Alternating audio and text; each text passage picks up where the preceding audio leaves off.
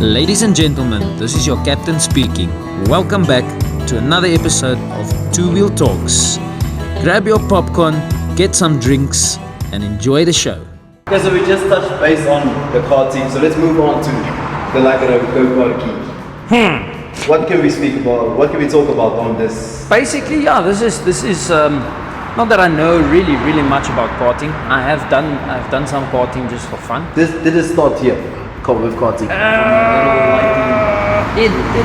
No, not really much of a little light. You know, I wasn't that fortunate to have going to Colonnade or any other. Yeah, bro, I was like China Mall, especially. So.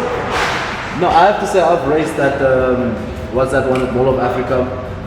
Oh yeah, that's also they've got some proper cars. They have a little qualifier for you. They have a little practice for you. That's nice. I think it's about 20 laps. So yeah, that is nice.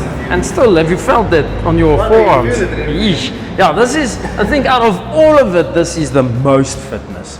I haven't done racing in the kartings, especially this is a shifter. A 6-speed shifter. You see, here's the whole lever. Here's your lever with a clutch. So you shift. Funny enough, it's on the right side, so wait.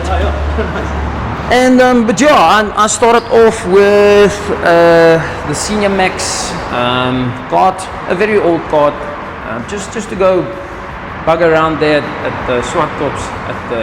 They've got open days on Sundays. For the whole day, and they've got 10-minute sessions. Now that 10-minute session, it kills you, bro. Sort of a larger track than Mall of Africa. Yeah. That's like no, it is. I think that is close to a kilo. The karting track next to the big track. So it's about roundabout there. Yeah. 10 laps of those is really. It's exhausting. So yeah, and then I had the Senior Max, which is the automatic. I saw that one, I bought the DD2. So the DD2, meaning DD2, it's got 2 gears. So that actually sits like the flaps. Yes. Yeah. So that's just 1 gear, 2 gears. So, 2 gears. Do they do different things? Well, Just 1, 2, 3, 4, 5. no, it's 1, 2. So you obviously you pull away in first, and then when you hit the straight or wherever, you go to second. So there is a bit of it is a bit faster. Yeah. But then when it gets to the shifters, we're also just having this one here for sale. But I haven't gone and had a ride in a shifter before. However, I won't mind. Yeah. But the karting's over now. More into the bigger thingies. The big boys. Yeah. Talking about expensive. This is expensive. Oh, so This is bad. Mad bad as can be. What CC is this actually, and do they also divide these in classes at the karting? Maybe know that. This is a 1 to 5 cc. Regarding the classes, you get your. Now I must think quick. You get the kiddies have the Bambi something, if I remember. Yeah.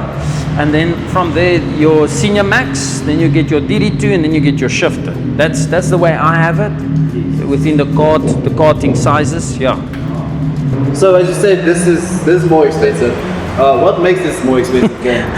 No, if you look at it, you think, oh man, that's expensive, and this it's easy. Yeah, the parts. Yes, parts mainly. Your tires don't last as long as the bigger cars tires does.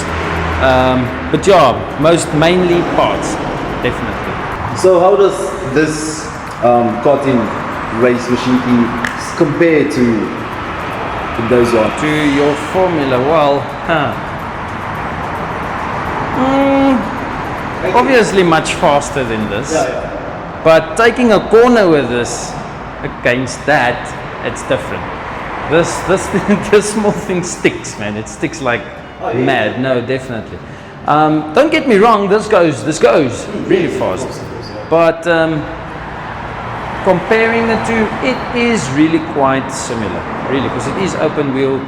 To me, you know, I've heard about a lot of kids that came out of karting and then going. Obviously, karting is your starting point for your best Formula One anyway.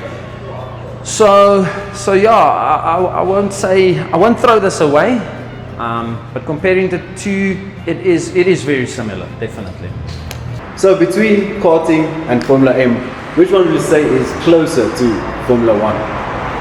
Well, I'll definitely say your Formula M's because it is the bigger car with the more power. So I'll call that most definitely 100% closest to F1. The shapes and the builds, going back to the Formula, is like the body of it.